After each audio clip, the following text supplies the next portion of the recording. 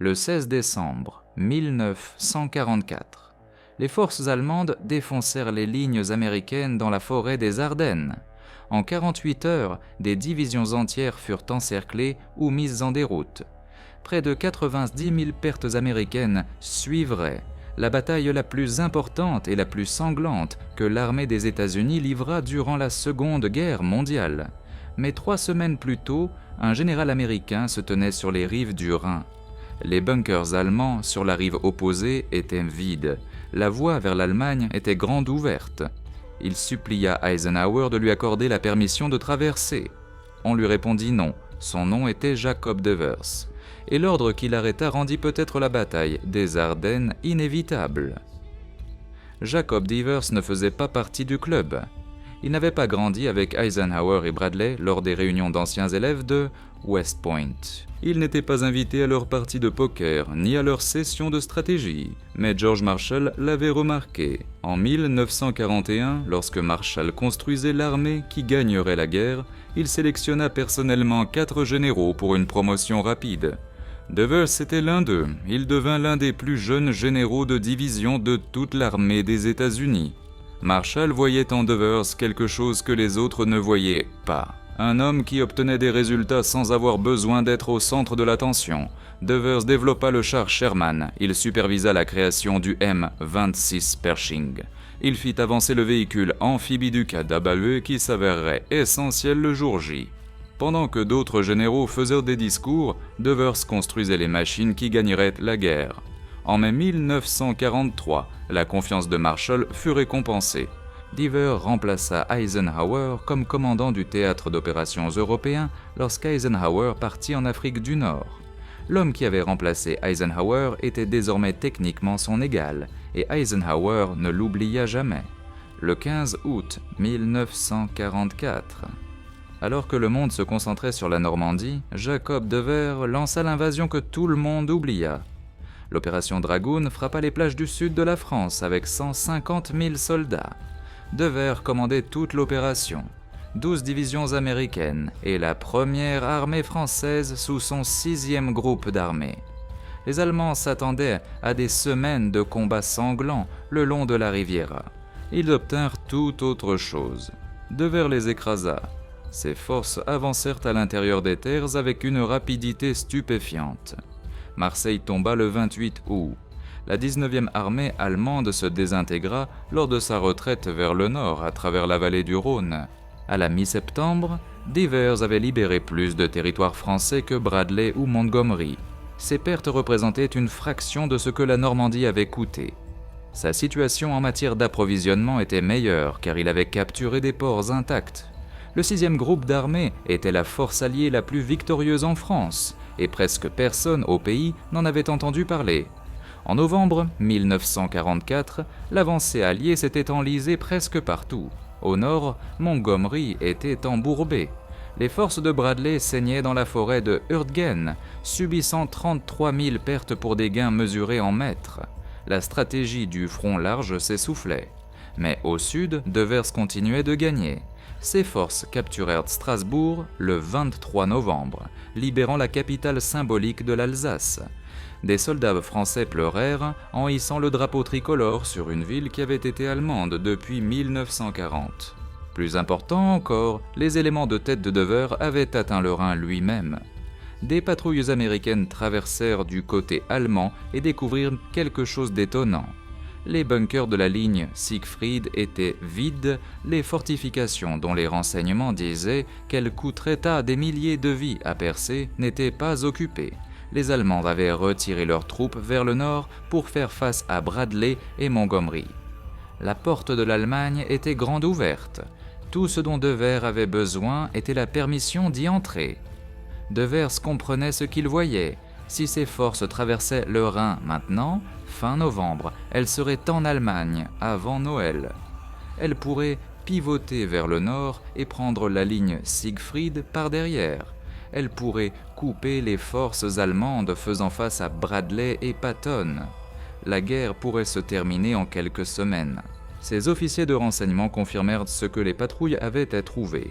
La résistance allemande dans son secteur s'était effondrée. La 19e armée était brisée. Les renforts étaient envoyés au nord, pas au sud. Devers envoya des messages urgents au quartier général d'Eisenhower. Il avait les hommes, il avait les approvisionnements, il avait l'élan, il avait une voie dégagée vers la patrie ennemie. Tout ce dont il avait besoin était un seul mot. Allez-y.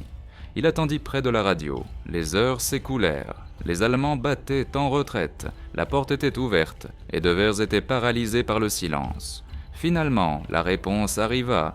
Pas un feu vert, mais une invitation à une réunion.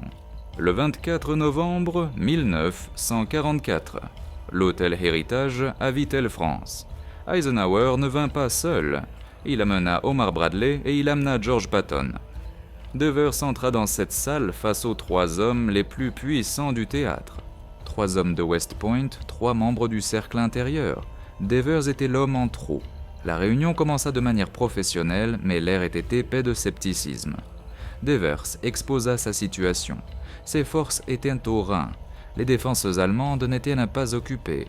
Les patrouilles avaient déconfirmé une résistance minimale sur la rive opposée. Il supplia de traverser. Mais il n'argumentait pas contre une carte. Il argumentait contre un état d'esprit. Bradley parla en premier. Les défenses du Rhin étaient trop formidables. Les renseignements indiquaient de fortes positions allemandes. Une tentative de traversée serait prématurée et dangereuse. Devers répliqua. Ces patrouilles avaient trouvé ces positions vides. Il avait des yeux sur le terrain. Les renseignements étaient erronés. L'argument devint houleux. Il dura jusqu'aux premières heures du matin. Eisenhower prit sa décision. Pas de traversée du Rhin. Devers arrêterait tous les préparatifs pour les opérations de traversée. Au lieu de cela, le 6e groupe d'armée se tournerait vers le nord pour soutenir l'offensive de Patton dans le bassin de la Sarre. Devers était stupéfait. Il avait l'opportunité de la guerre devant lui, et on lui disait de s'en éloigner. Il argua que renforcer le succès était une doctrine militaire de base. Son front gagnait, le front de Bradley saignait. Pourquoi retirer des ressources de ce qui fonctionnait pour soutenir ce qui ne fonctionnait pas ? La réponse d'Eisenhower fut définitive. La stratégie du front large exigeait des avancées coordonnées. Devers était trop en avance, il attendrait que les autres armées le rattrapent. Devers sortit de l'hôtel Héritage dans la froide nuit de novembre. Il savait que quelque chose s'était brisé dans cette salle. Pas seulement son offensive, mais l'illusion que cette guerre était menée sur le seul mérite. Il leur avait tendu la victoire sur un plateau et il lui avait tendu un ordre d'arrêt. Cette nuit-là, il écrivit dans son journal des mots qui révélaient son isolement. Il avait l'impression de ne pas appartenir à la même équipe.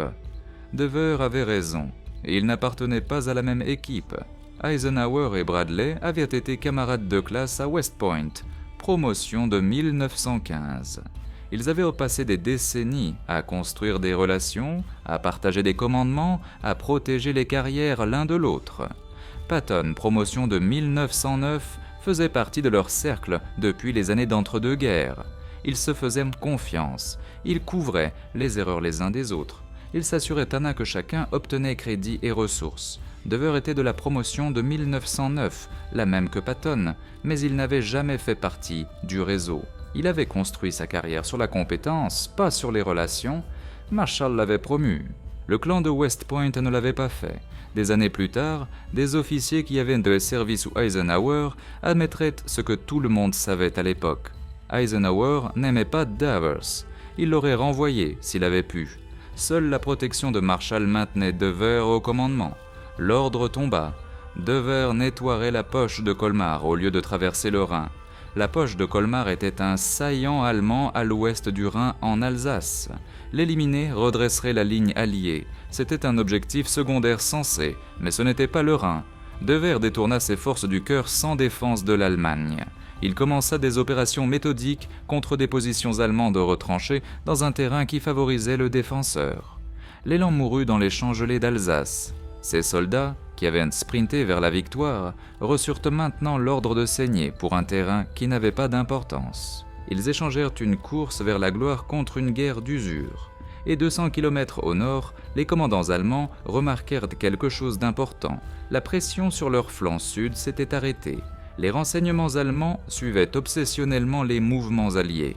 Ils avaient observé l'avancée de Devers avec une inquiétude croissante. Si les Américains traversaient le Rhin au sud, tout le front occidental s'effondrerait. Des renforts devraient être retirés d'autres secteurs pour arrêter la percée. Puis les Américains s'arrêtèrent. Les traversées du Rhin ne vinrent jamais. Devers se tourna vers le nord en direction de la poche de Colmar. Les commandants allemands respirèrent plus facilement. La menace sur leur flanc sud était contenue. Plus important encore, les divisions qu'ils avaient préparées à envoyer au sud pouvaient maintenant être utilisées ailleurs. Des unités blindées qui auraient défendu le Rhin pouvaient être repositionnées. Hitler planifiait une contre-attaque massive depuis septembre. Une offensive à travers la forêt des Ardennes pour diviser les armées alliées et capturer Anvers. L'opération nécessitait chaque char disponible, chaque division de réserve, chaque soldat qui pouvait être retiré des secteurs calmes.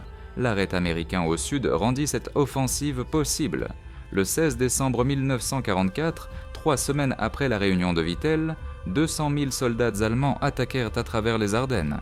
Ils frappèrent le secteur le plus faible de la ligne américaine, avec une force écrasante. L'offensive obtint une surprise complète. Des unités américaines qui se reposaient dans ce qu'elles pensaient être un secteur calme se retrouvèrent face à des divisions blindées. Certaines de ces divisions blindées avaient été initialement positionnées pour se défendre contre une traversée du Rhin au sud. Une traversée qui ne vint jamais. Le plan allemand était audacieux et grâce à l'arrêt au sud, ils avaient maintenant la main-d'œuvre pour l'exécuter. Cela faillit fonctionner. La bataille des Ardennes devint un cauchemar, mesuré en corps gelés. Les forces américaines combattirent désespérément pour ralentir l'avancée allemande. La 101e aéroportée fut encerclée à Bastogne et refusa de se rendre. Des unités qui se brisèrent se reformèrent et combattirent à nouveau. Des soldats isolés tinrent des carrefours contre des colonnes de chars. Les combats durèrent 6 semaines. Quand ils se terminèrent, 19 000 Américains étaient morts. 47 000 autres furent blessés. 23 000 furent capturés ou portés disparus. Les listes de pertes furent plus longues que pour toute autre bataille que les États-Unis livrèrent durant la guerre. Chaque trou de renard gelé, chaque télégramme envoyé chez soi était une facture payée pour une décision prise dans une chambre d'hôtel chaude à Vittel. Mais la tragédie n'est pas seulement que la bataille eut lieu, c'est que la porte pour l'arrêter était restée ouverte. Le général de brigade Garrison Davidson servit comme chef du génie de la 7e armée. Il était là quand Devers atteignit le Rhin. Il vit les bunkers vides. Il savait ce que l'opportunité signifiait. Des années plus tard, Davidson écrivit son évaluation. Peut-être que le succès aurait éliminé toute possibilité de la bataille des Ardennes. 40 000 pertes là-bas auraient pu être évitées et la guerre raccourcie de plusieurs mois. Il ne spéculait pas, il calculait si Devers traverse le Rhin fin novembre, les forces allemandes font face à une invasion de leur patrie. Hitler ne peut pas lancer son offensive des Ardennes car il a besoin de ses divisions pour défendre la patrie. Les Ardennes n'arrivent jamais. 19 000 Américains ne meurent pas dans la neige. La guerre se termine des mois plus tôt. Au lieu de cela, le Rhin ne fut traversé qu'en mars 1945, 4 mois après que Devers se tenait prêt à le faire en novembre. La réunion du 24 novembre à Vittel n'apparaît pas dans les histoires officielles. Les mémoires d'Eisenhower, croisades en Europe, ne mentionnent que les ordres donnés. Elles ne mentionnent pas la réunion. Elles ne mentionnent pas Devers plaidant pour une traversée. Elles ne mentionnent pas l'argument houleux qui dura jusqu'au matin. Les mémoires de Bradley ne la mentionnent pas du tout. Le seul enregistrement provient du journal personnel de Devers et des notes de ses aides. Charles Whiting documenta l'omission dans son livre « Mort sur une frontière lointaine », suggérant que l'effacement était délibéré. Pourquoi omettre une réunion qui décida du cours de la guerre?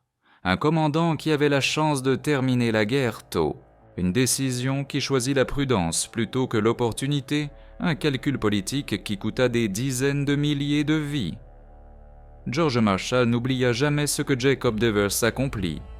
Le 8 mars 1945, Marshall promut Devers au rang de général 4 étoiles.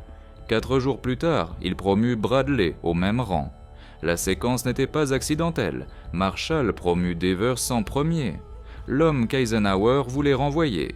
L'étranger qui n'appartenait pas à l'équipe. Le général qui libéra plus de France que quiconque et qui ensuite vit sa traversée du Rhin annulée pour des raisons politiques. Marshall s'assura que l'histoire enregistre qui, selon lui, méritait la reconnaissance. Devers continua à capturer Stuttgart, Nuremberg, Munich et Berchtesgaden. Ses forces libérèrent Dachau. Elles s'emparèrent du nid d'aigle d'Hitler, mais il n'obtint jamais de crédit. Les histoires se concentrèrent sur la fougue de Patton et la prudence de Montgomery. Devers resta le 4 étoiles oublié, l'homme qui faillit terminer la guerre tôt et fut arrêté par son propre camp. La bataille des Ardennes n'avait pas à se produire. La porte de l'Allemagne était ouverte, et le général qui aurait pu la franchir et peut-être sauver 19 000 de ses compatriotes reçut l'ordre de reculer.